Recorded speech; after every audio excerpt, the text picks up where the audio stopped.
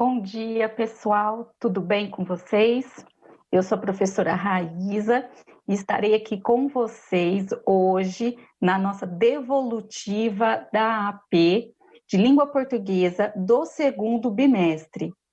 Eu ficarei com vocês no chat e comigo estará o professor Wilton. Bom dia, professor. Olá, bom dia, professora.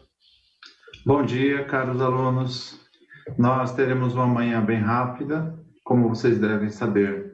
A prova tem 16 itens, 16 questões, e nós analisaremos a todas e lerei o máximo de textos possível, porque não há tempo para que seja lido a todos. Alguns eu vou falar sobre eles e a gente vai para o item, tá?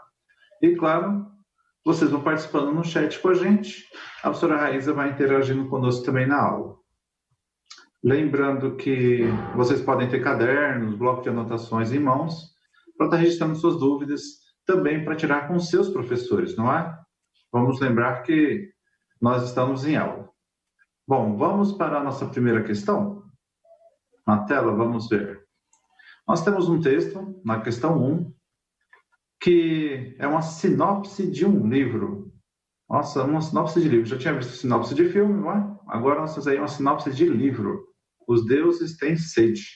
Anatole France. Vamos dar uma olhadinha no texto. Está aí, ó. Na efervescência política pós-Revolução Francesa, o jovem pintor Évariste Gamelin tenta sair da pobreza, criando um baralho em que o rei, o valete e a dama são substituídos pelas cartas liberdade, igualdade e fraternidade. Sua oposição, inicialmente idealista à aristocracia, o leva a se tornar jurado nos tribunais do terror, confiando a segurança e a pureza da nação à lâmina da guilhotina. Na trajetória desse pintor, Anatole France retrata a cidade de Paris, 5 anos após a tomada da Bastilha. Com uma linguagem realista e baseada em documentos históricos, constrói uma narrativa que revela o cotidiano dos cidadãos de uma França republicana, em luta contra o antigo regime, dominante no restante da Europa. Revela também os abusos, o fanatismo, as disputas, os desvios e as contradições da Revolução. O assassinato de Jean-Paul Marat, os julgamentos e as execuções de Maria Antonieta e os girondinos, o racionamento de alimentos, a ascensão e a queda vertiginosa de Maximilien Robespierre, compõem os episódios verídicos que entremeiam a narrativa de Anatole. Nesse cenário de acontecimentos reais, as intrigas de ex-banqueiros, artistas, concubinas, monges, renegados, viúvas, expatriados e negociantes dão vida e movimento a um dos períodos mais conturbados e importantes da história. Os Deuses Têm Sede é um romance sobre a violência do processo histórico e a complexidade da ação humana. Muito bem, o nosso texto é esse, uma sinopse, como você pode ver, referente à Revolução Francesa, inclusive conteúdo nosso, não é? Do 7º ano. Vamos dar uma olhadinha na questão. Aí vem um trecho recortado do texto, não é? Sua oposição, inicialmente idealista à aristocracia, o leva a se tornar jurado nos tribunais do terror. O termo destacado refere-se a. Então, aí nós temos um termo destacado, não é? Que é aquele o que está ali, que é um pronome oblíquo. Nós temos que saber esse pronome, a quem se refere. Porque você sabe, é um pronome que está substituindo o nome de alguém, não é? Então, a gente precisa identificar quem é que está no lugar desse o. Vamos dar uma olhadinha nas alternativas, não é? A alternativa A diz que é o Évariste Gamelin. A B diz que é Anatole France. A C diz que é aristocracia. E a D diz que é idealista. Vamos ver com a professora Raíza o que nós já temos até agora com vocês, não é?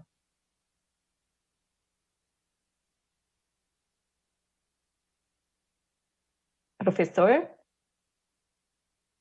Oi, agora foi. Aqui já estão chegando várias respostas, não é? Eu só gostaria antes de lembrar aqui os alunos que nós estamos fazendo a devolutiva da AP de língua portuguesa do segundo bimestre, tá? Muitos aqui estão colocando que ainda não fizeram.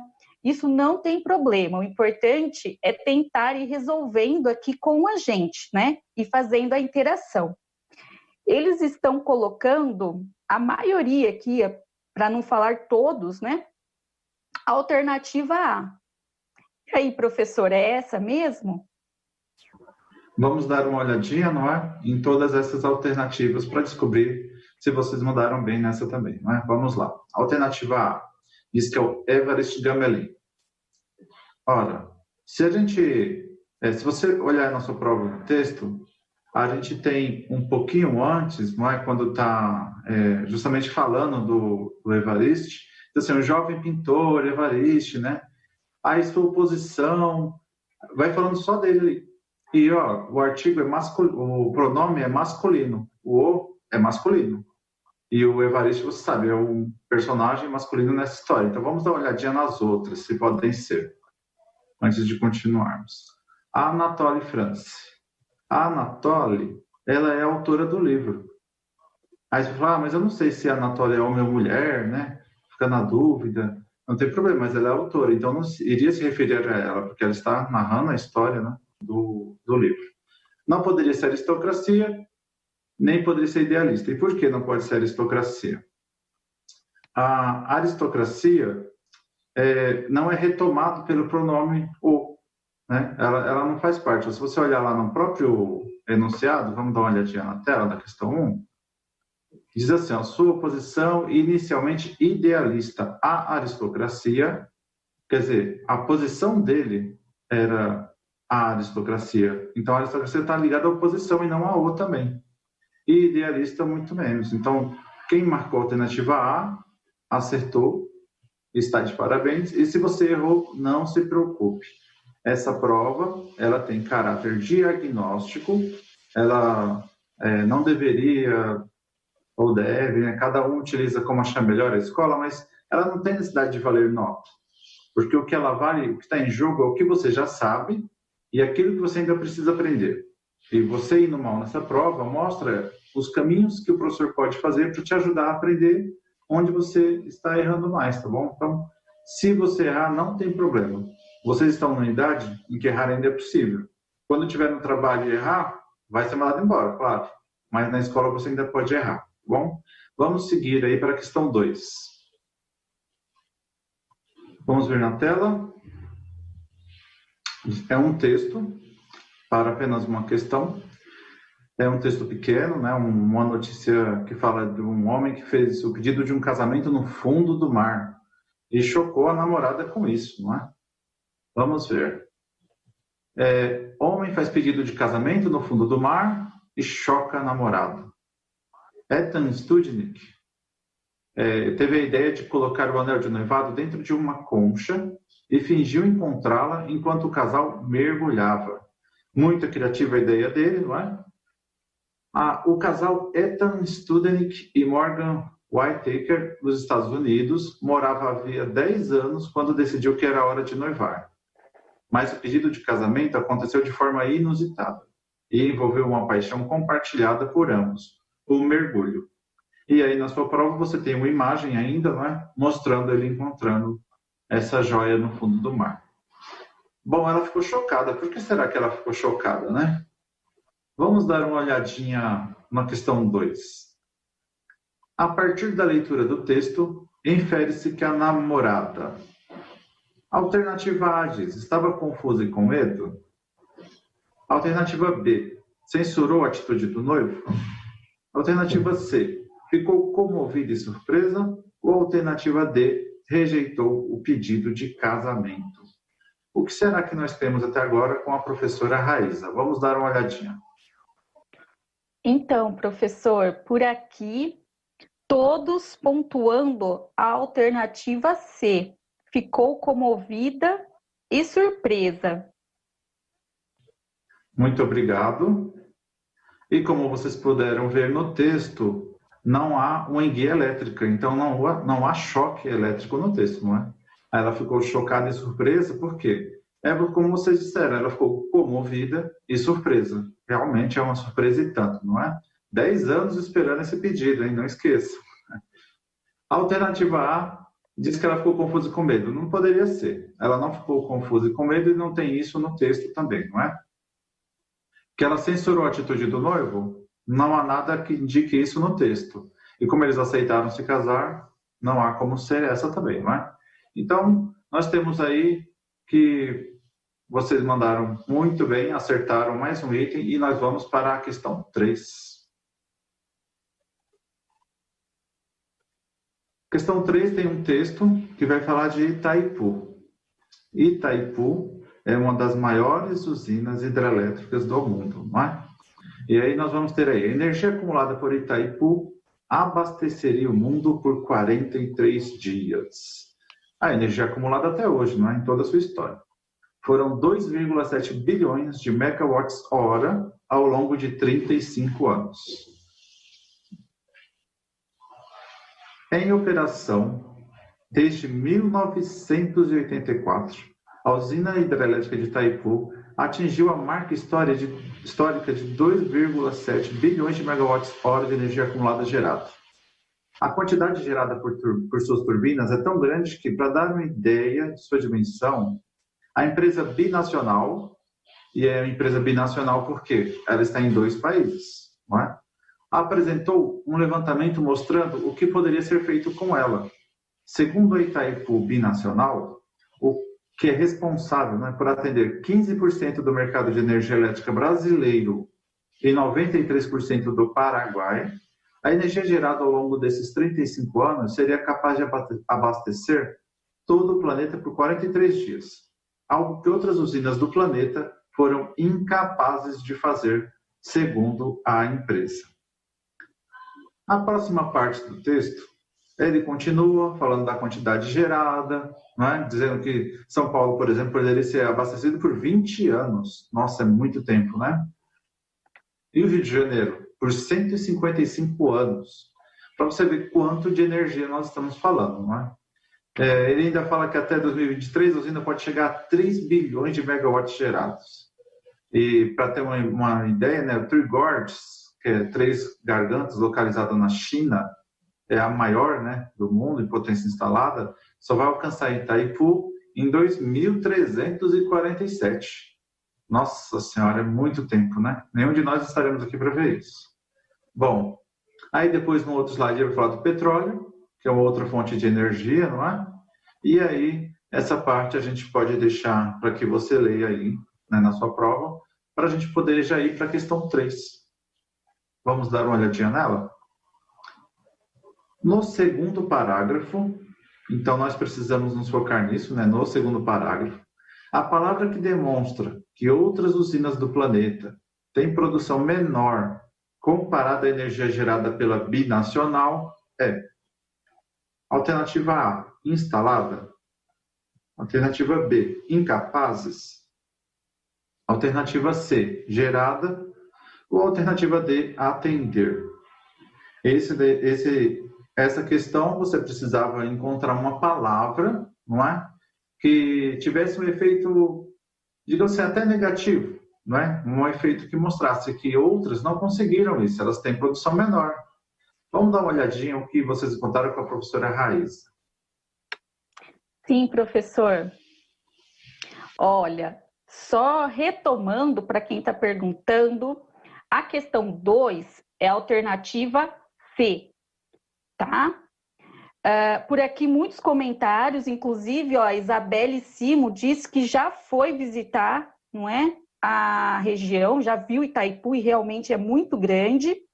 E o pessoal está colocando muito aqui a alternativa B, apesar de que aparece algumas C e A. E aí, qual é a correta, professor? Vamos checar, não é?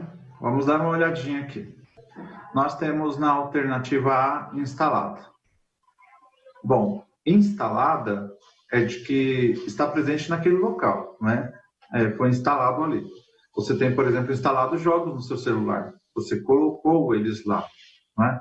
Então, isso não tem muito a ver com menor produção se você comparar com algo, né?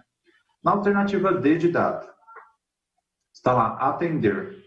Apesar de atender começar com A, e a gente sabe que o A pode dar essa cara de palavra negativa, se a gente pensar em uma palavra como normal. Se fala tanto no novo normal, né?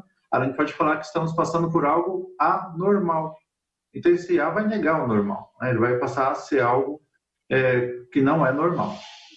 Então, não poderia ser o atender, porque o atender, esse A não é disso, não tem esse efeito aí. Atender é uma palavra só, né? Não tem esse prefixo que a gente procura nas palavras.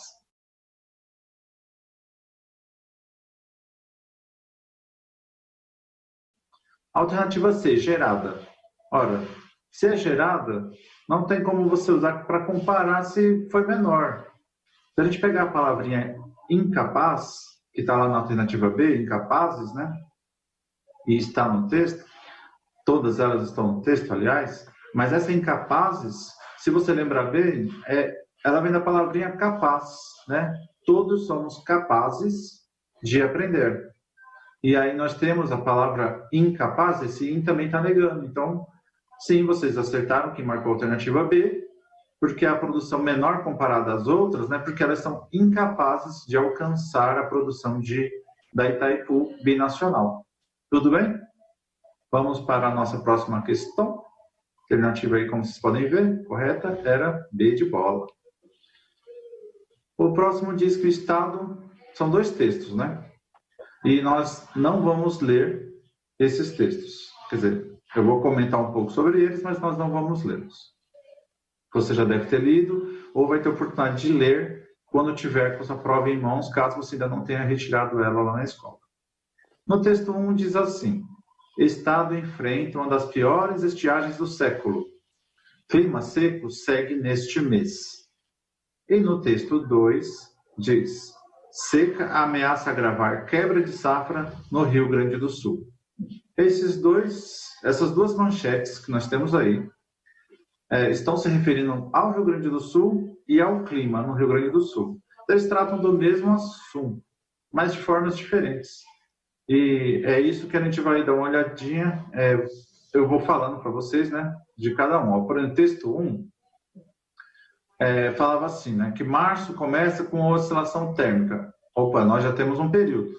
O texto é desse ano e nós já sabemos que é em março. E se você acompanha o noticiário, você já deve ter reparado que a seca no Rio Grande do Sul está bem forte, né? Aí ele continua, fala assim, a umidade do ar está inferior a 30% às tardes. Não tem chuva, a umidade cai, não é? E isso não é bom para quem tem problemas respiratórios, por exemplo, com certeza. Mas o texto não vem falando nisso.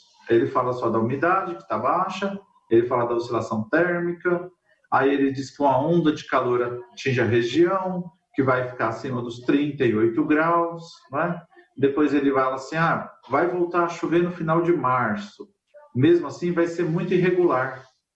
Então, é importante perceber, né? Vai falando só do clima da região, no texto 1. Ele ainda diz assim, tem um pequeno subtítulo, né? Uma das piores estiagens.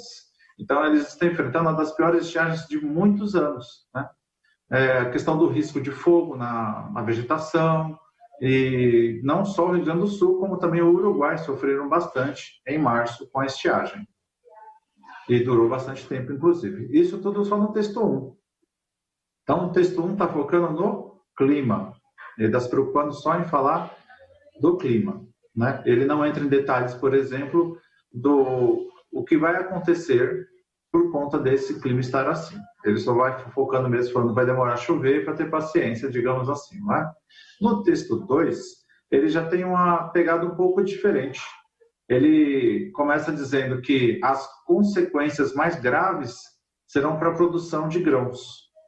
E aí ele começa a soltar números. Se você tiver com o texto em mãos, você vai ver, tem números para todos os lados aí, né? Que ele vai falando das quedas, né? Quebras de produção de milho, de soja. No final ele vai falar do feijão, do arroz. Mas ele traz trechos, né, de comentários, por exemplo, de produtores que estão colhendo menos do que outros anos. Mesmo assim, eles têm uma feira lá que vai acontecer, eles esperam que seja mantido o que ganharam no ano anterior, que ganhe esse ano. Eles sabem que não vão ganhar mais que isso, mas eles estão esperando ganhar pelo menos a mesma coisa, não é? Aí fala dos números preocupantes, então o texto 2 se preocupa bastante com os números, né? Principalmente o número de safra. Aí ele vem falando do milho, ele fala do milho silagem, que inclusive é um dos nossos itens, vai falar sobre isso. O milho silagem é um milho produzido para ração animal, não é para consumo nosso. Ele diz que a expectativa de todas as produções é de queda. E ele também diz que os efeitos da estiagem afetam outras culturas. Então ele fala basicamente disso, é como se ele mostrasse o reflexo do clima na produção agrícola. Então, enquanto o texto 1 fala da questão só do clima, assim, de vai estar calor, não vai chover, o texto 2 vem e fala dos problemas dessa falta de chuva, não é, na região. Vamos dar uma olhadinha no item. Questão 4. Os textos tratam da questão da estiagem no Rio Grande do Sul, de forma diferente.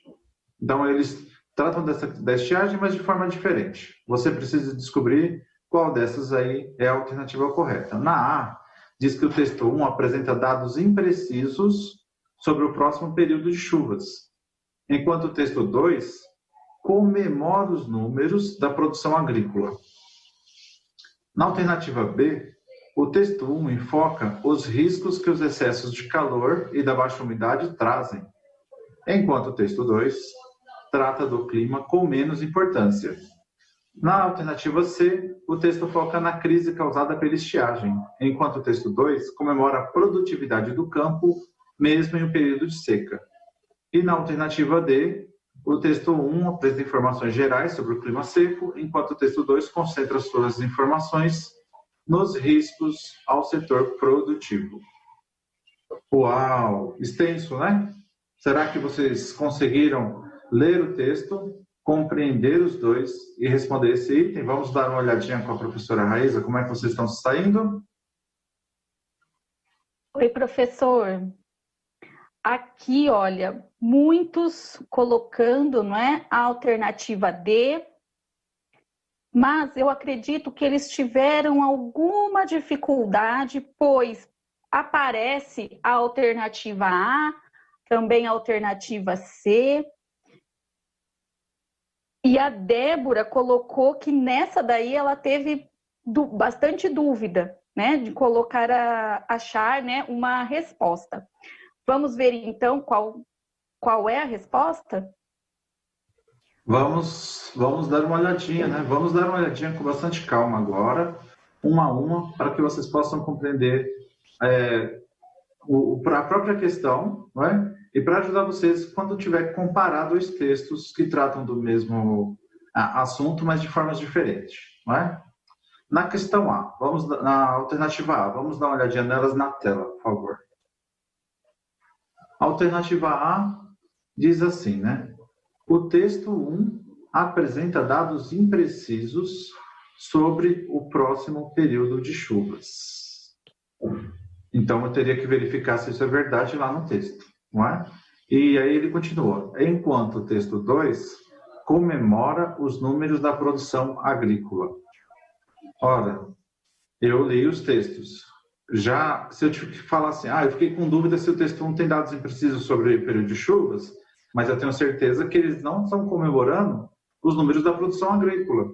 Mesmo porque tem um subtítulo lá, não é? Números preocupantes. Então, não existe comemoração. Então, não poderia ser a A, já pela parte que ele fala do texto 2. Mas vamos dar uma olhadinha se tem dados imprecisos, não é?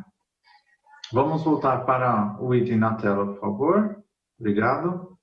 Na questão de imprecisão lá do clima. Veja, a imprecisão está no texto apenas na ocorrência, né? Não é a ocorrência das próximas chuvas, mas a normalização do período de chuvas. Então, eles sabem que vai chover, mas eles não sabem se será normal. Então, não é o período de chuvas que é impreciso. Então, as duas informações na alternativa A são falsas. Tudo bem? Na alternativa B, o texto 1 enfoca os riscos que os excessos de calor e da baixa umidade trazem, enquanto o texto 2 trata do clima com menos importância. Poxa, mais uma vez aí, está dizendo que o texto 2 trata do clima com menos importância. Se eles estão falando da queda de produção, de problemas que isso vai trazer para o setor financeiro, principalmente, eles não tratam o clima com menos importância. Eles estão muito preocupados com o clima, não é? Sem falar que os riscos de excesso de calor e da baixa umidade, os riscos que são trazidos, né, não são comentados no texto 1. Ele só fala que vai ter baixa umidade e que vai ter excesso de calor. Mas ele não está dizendo que problemas isso vai trazer para a população. Então, duas informações novamente incorretas na alternativa B não poderia ser. Vamos olhar a C. Na alternativa C, o texto 1 foca na crise causada pela estiagem. Opa! Eu já nem preciso ler. Quem foca na crise é o texto 2. Como nós vimos, o texto 1, ele foca só no clima. Aí o texto 2 comemora a produtividade do campo mesmo em período de seca. Não está sendo comemorada a produtividade no campo. Então, você que apontou a alternativa D como correta, você conseguiu perceber as informações verdadeiras ligadas a ambos os textos. Você conseguiu ler os dois textos e compreender a questão. Vamos dar uma olhadinha na alternativa D só para concluir, né, porque ela é a correta. Apresenta informações gerais sobre o clima seco. No texto 1, sim, ele faz isso, ele apresenta informações gerais sobre o clima seco. Enquanto o texto 2 concentra suas informações nos riscos ao setor produtivo. Perfeito. Então, quem marcou a alternativa D na questão 4, mandou muito bem. E agora nós vamos para o próximo item, questão 5. Referente aos mesmos textos, né? Só que agora eu só preciso olhar um deles, porque o comando, né, do item que está aí, no texto 2, ele começa assim. Então, eu não preciso me preocupar com o texto 1 agora. Então, no texto 2, devido à estiagem, espera-se uma queda de produção do milho silagem, que poderá alcançar a produção de... Aí nós temos a alternativa A, 7,7 mil quilos por hectare. Na B, 9,9 milhões de toneladas. Na C, 12,5 milhões de toneladas. Ou na alternativa D, 5,9 milhões de hectares plantados. O que se espera e o que será que vocês localizaram? Essa era só para localizar uma informação no texto e ela estava explícita, ou seja, ela estava lá no texto da mesma forma que nós estamos pedindo. Vamos ver o que vocês localizaram com a professora Raíssa. Bom, professor, aqui a grande maioria está colocando, não é, a alternativa B. E alguns pontuaram a alternativa D, de dado. Muito bem, então vamos checar uma a uma, rapidamente aqui. Nós temos na alternativa A, por exemplo, não é? 7,7 mil quilos por hectare. Veja, nós temos no texto, não sei se vocês conseguiram perceber, a diferença entre produção e produtividade. Produção, a quantidade de toneladas que é gerada daquela colheita, digamos assim. E produtividade é quanto eu consigo retirar por hectare, não é?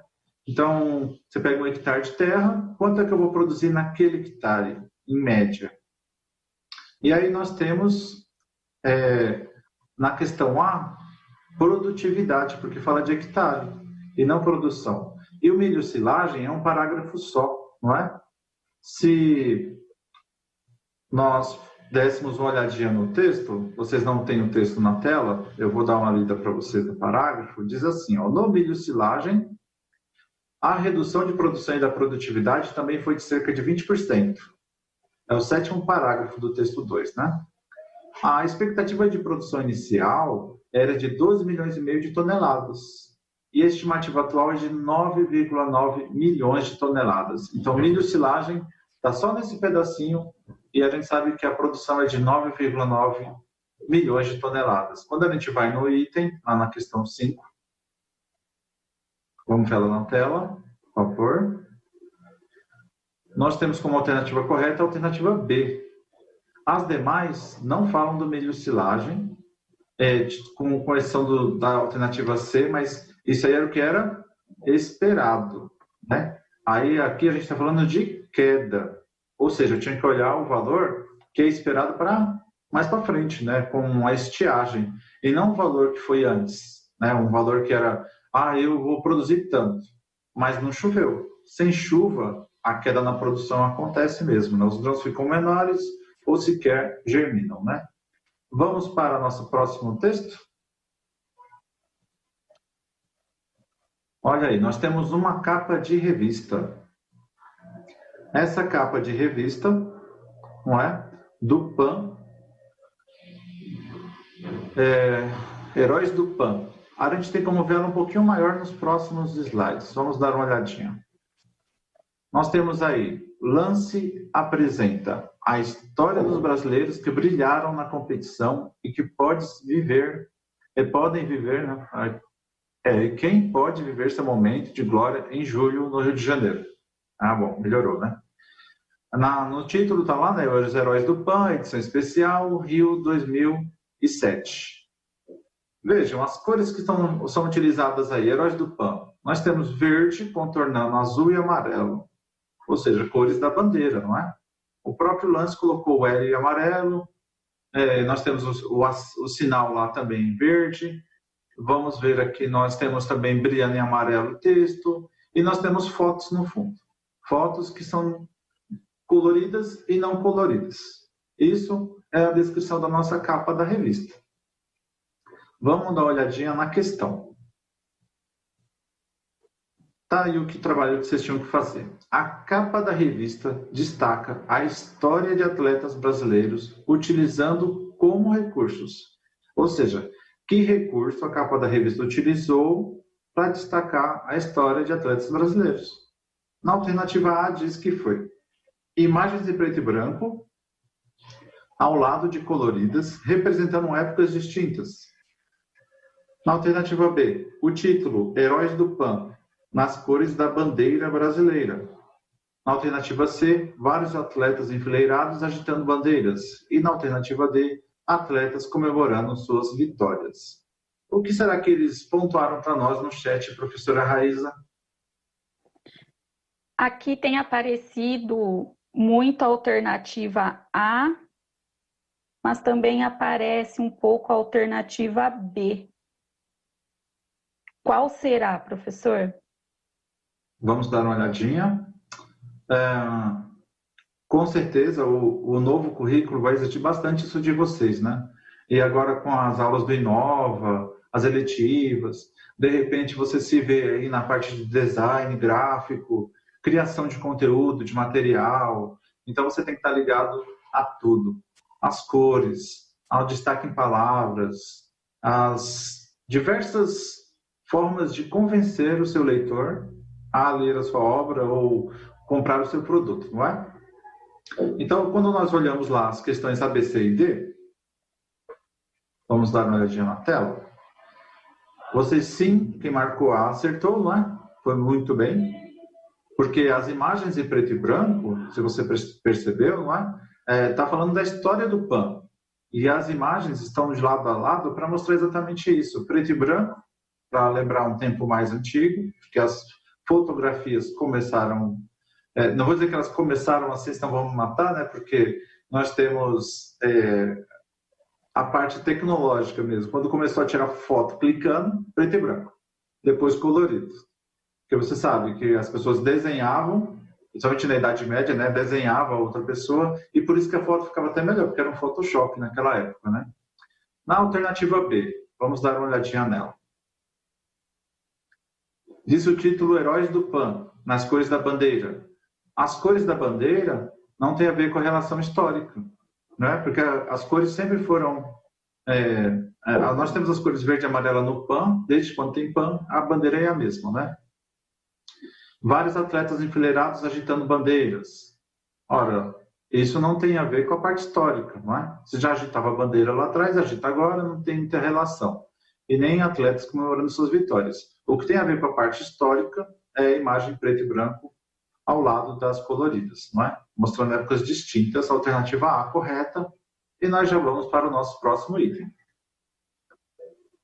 que é O Medo da Eternidade, da Clarice Lispector. Vamos começar a leitura do texto. Tem aí, ó. Jamais esquecerei o meu aflitivo e dramático contato com a eternidade. Quando eu era muito pequena, ainda não tinha provado chicletes e mesmo assim, em Recife, falava-se pouco deles. Eu nem sabia bem em que espécie de bala ou de bombom se tratava. Mesmo o dinheiro que eu tinha não dava para comprar. Com o mesmo dinheiro, eu lucraria não sei quantas balas. Afinal, minha irmã juntou dinheiro, comprou e saímos de casa para a escola. E ao sairmos, né, de casa para a escola, me explicou: tome cuidado para não perder, porque essa bala nunca se acaba, dura a vida inteira. Como não acaba? Parei um instante na rua perplexa, né? Não acaba nunca e pronto. Aí ela comenta, né, que ficou boba com isso, maravilhada com esse milagre de chiclete, não é? Ela também conta que foi difícil, porque chegou uma hora que o chiclete acaba o gosto, né, gente? Vocês sabem disso. E aí ela falou: e agora, o que é que eu faço? Eu perguntei para não errar no ritual e certamente deveria ver. Ela nem havia colocado o chiclete à boca ainda. Ela estava maravilhada com aquilo, né? E aí quando ela coloca o chiclete, começa a mascar, chega uma hora que ela não gosta.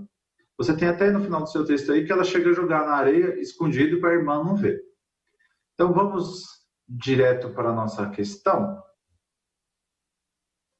No texto, a história acontece. Ele quer saber onde é que é desenvolvida essa história, não é?